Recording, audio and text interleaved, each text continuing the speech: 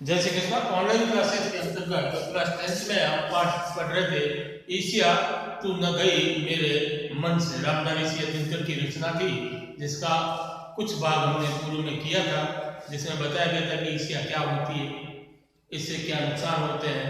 ठीक है नहीं, उसी पाठ की चर्चा को हम आगे बढ़ाते हुए आज पढ़ रहे हैं। कुछ उसके शेष कि कई बार एशिया लाभकारी भी होती है। हमने नुकसान तो बहुत पढ़े थे कि भाई एशिया को व्यक्ति निंदा स्वतः ले देता है, एक के साथ एक त्रिवड़ा होता है, जो व्यक्ति ईर्ष्या जो है वह निंदक भी होगा ही होगा।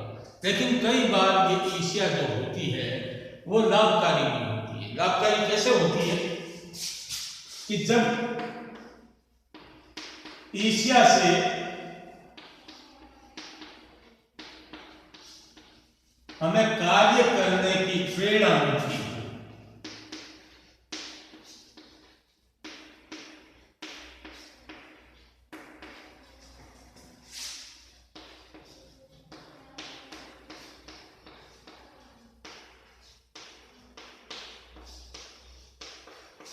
कई बार ईर्ष्या से हमें कार्य करने की प्रेरणा मिलती है। छोटा सा एक उदाहरण है कि क्लास में एक बालक है जो हर परीक्षा में प्रथम आता है और दूसरा बालक हमेशा द्वितीय आता है।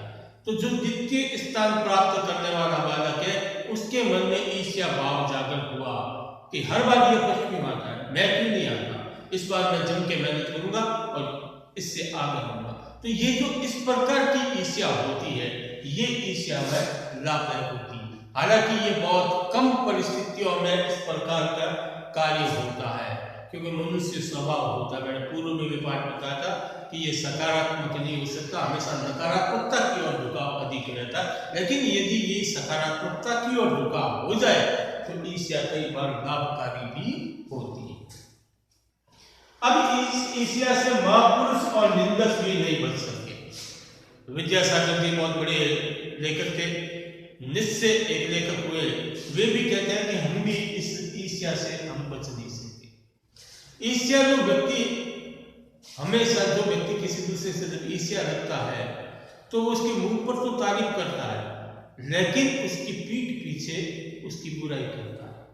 और उसका ऐसा मानना होता है कि फलाने व्यक्ति का यदि मान सम्मान अधिक है, मैं उसकी बुराई करूंगा तो लोगों की दृष्टि में उस व्यक्ति का पद जो है वो नीचे गिर जाएगा और जो खाली पद होगा उस पर मैं आसीन हो जाऊंगा। सपोज उदाहरण के लिए एक धनी सेठ है जो अनेक जनहित के कार्य करता है। जब भी गांव में जरूरत होती है वो अपने धन का उपयोग उन लोगों की भलाई के लिए करता है। दूसरा व्यक्ति अब उस सेठ से ईर्ष्या करता है, क्योंकि जो व्यक्ति इस प्रकार के जनहित के कार्य करता है तो लोगों में उसकी काफ़ी अच्छी छवि है, लोग उससे अच्छी रेपुटेशन है, उसकी बड़ाई करते हैं। जहाँ पर भी वो व्यक्ति ज़्यादा सेठ जी आगे सेठ जी आकर करके लोग उसका आदर सम्मान करते हैं।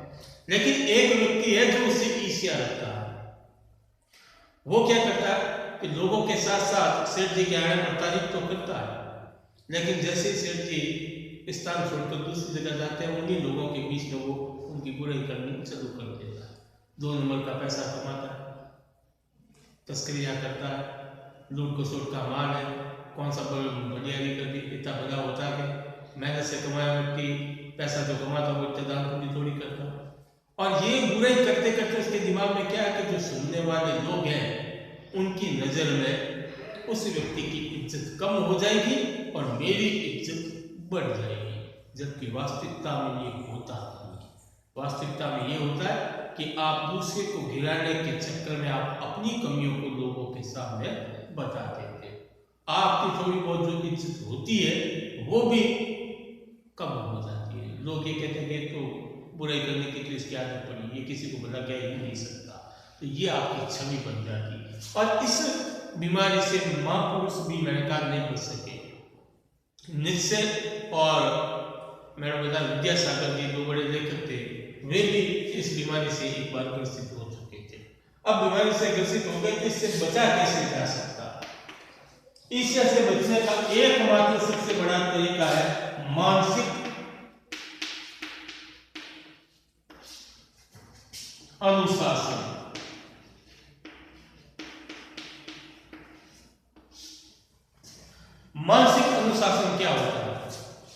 को अनुशासित रहना, यह प्रयास करना कि कभी भी मैं किसी बात को लेकर के बुरा नहीं सोचूं। सामने वाला यदि बुरा कर भी रहा है तब भी मैं उसके बारे में बुरा नहीं सोचूंगा, वो तो अपनी जगह है। अगर मैंने भी ये कार्य कर दिया तो फिर मुझमें और उसमें कोई भेद नहीं रहेगा। ये मानसिक अनुशासन आपको सदैव ईर्ष्या से बचाता है।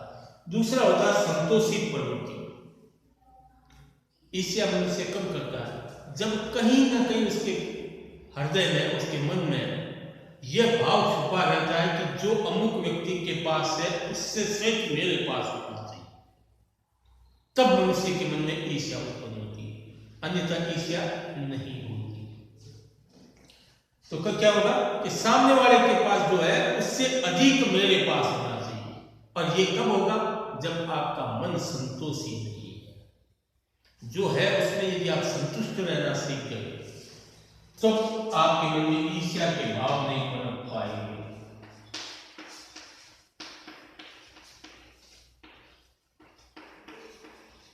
तो संतोषी प्रवृत्ति का होना भी नितांत आवश्यक है। इन दो कारणों से आप ईर्ष्या से बच सकते हैं।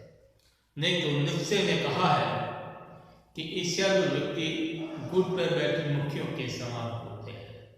ठीक है नहीं, ये एक बार उसकी लालच का मीठापन को तो लेते ही लेते हैं और उसकी गुड़ की बुराई के चक्कर में खुद अपने प्राणों का त्याग कर देते हैं। मक्खियाँ जो होती है बाजार में गुड़ की जो डेनियाँ होती है उसके ऊपर जा करके गर्मी में बैठती है, उसका मधुर पान ग्रहण करती है, लेकिन ग्रहण करते करते वो उसमें चिपक जाती है और ऐसी चिपक जाती है कि फिर पुनः उड़ नहीं पाती, अंततः उसके प्राण उसी में लीन हो जाते हैं।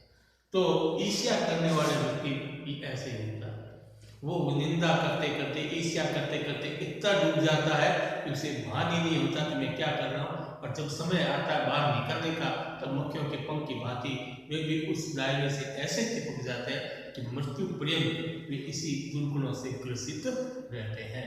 तो हमें इससे बचाव करने के ये दो तरीके हैं जिससे अपन बच सकते हैं। तो आज आपका ये पाठ जो है यहाँ पर समाप्त होता है। कल इसके अपन प्रश्नोत्तर करेंगे। तब तक के लिए धन्यवाद। जय श्री कृष्ण।